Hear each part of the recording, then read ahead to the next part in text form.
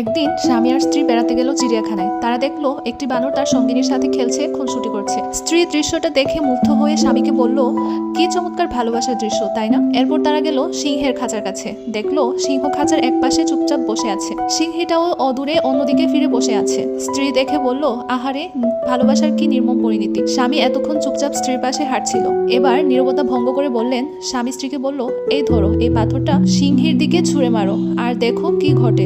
মহিলাটি যখন ছোট পাথরটি সিংহীর দিকে ছুঁড়ে মারলো, সিংহটি তখন ক্ষিপ্ত হয়ে গেল, সঙ্গিনীকে বাঁচানোর জন্য গর্জে উঠল। এবার স্বামী স্ত্রীকে বলল, মেয়ে বানরটার দিকে ছুঁড়ে মারো, তারপর দেখো কি ঘটে।